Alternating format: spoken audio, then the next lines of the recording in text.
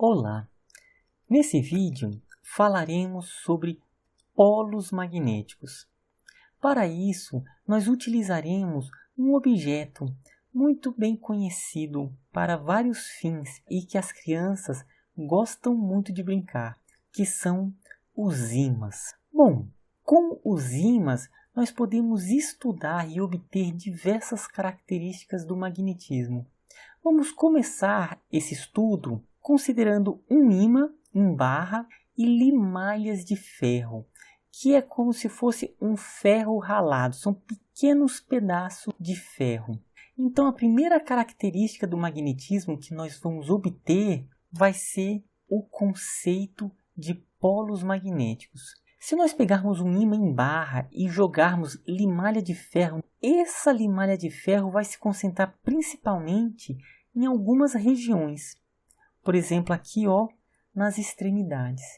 Essas regiões em que ele vai se concentrar é chamado polo magnético, porque são regiões em que o campo magnético ele é mais forte. Por isso que a limalha de ferro se concentra mais nessas regiões. Há uma maior densidade de limalhas de ferro. Então, esses são os polos magnéticos. Será que esses polos magnéticos eles são iguais? Será que eles são diferentes?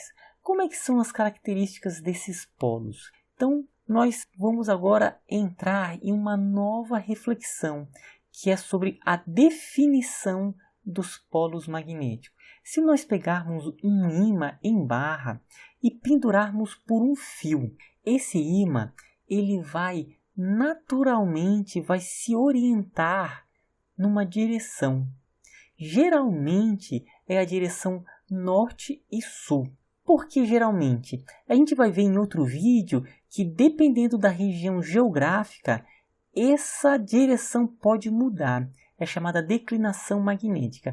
Mas a maioria vai se orientar na região norte e sul. Dessa forma aqui, pegamos um ímã em barra, penduramos por um fio e ele, naturalmente está se orientando nessa região norte e sul geográfica. Bom, então nós vamos definir os polos magnéticos, que é o seguinte: aquele polo magnético que estiver no sentido do norte geográfico será chamado de norte, ou de polo norte, ou de polo norte magnético. Aquele polo que estiver voltado para o sul será chamado de sul, ou polo sul magnético. Então perceba que tem o norte geográfico e no ímã tem o norte magnético e aqui o sul magnético. Então, no magnetismo nós temos norte e sul. Lembrem-se que na eletricidade nós temos as cargas, que é positivo e negativo. No magnetismo é norte e sul. Então aqui temos vários exemplos de ímã. Aqui, como nós vimos, um ímã em barra que tem o norte e o sul.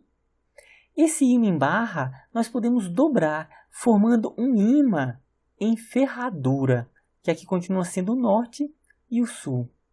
Podemos ter ímã no formato de cilindro, que é o norte e sul. Ou ímã no formato de um anel, que é usado em alto-falante. Então temos aqui o norte e o sul. Então já definimos os polos, polo norte e o polo sul, e obtido dessa forma por orientação. Vamos agora vermos um terceiro ponto, uma terceira característica dos polos magnéticos, que são as regras de interação entre os polos magnéticos. Será que esses polos eles interagem entre si? Sim, eles interagem. E um exemplo é quando nós pegamos dois ímãs e aproximamos. Dependendo da forma como nós aproximamos, eles vão se atrair. Dependendo da forma, eles vão se repelir. Então, a regra de interação entre os polos é a seguinte: polos diferentes se atraem. Ou seja, sul com norte vão se atrair. Norte com sul vão se atrair. E polos iguais se repelem. Então aqui, olha, o sul e sul se repelem. Norte e norte se repelem. Lembrem que é parecido com a eletricidade. Só que com a eletricidade são cargas. Carga negativa com negativa se repele. Carga positiva com negativa se atraem. Ou seja, cargas de mesmo sinal se repelem. Cargas de sinais opostos se atraem. Tudo bem? Porém, no magnetismo é com norte e sul. Vamos agora ver mais um ponto relacionado aos polos magnéticos, que é a inseparabilidade dos polos. Por exemplo, se eu pegar aqui esse ímã, ó, temos o polo norte e o polo sul do ímã. E eu pretendo o seguinte, eu pretendo separar só o polo norte. E eu quero também separar o polo sul. Então o que eu vou fazer? Vou cortar aqui o ímã bem no meio para separar somente o polo norte. E olha o que acontece quando eu faço isso. Quebrei. Esse que seria só o polo norte, ele se torna um novo ímã, norte e sul. O que seria só o polo sul se torna também um novo ímã, norte e sul. Se eu falar assim, não, eu vou tentar de novo agora cortar bem no meio. E de novo eu corto bem no meio. Temos aqui, ó, novos ímãs.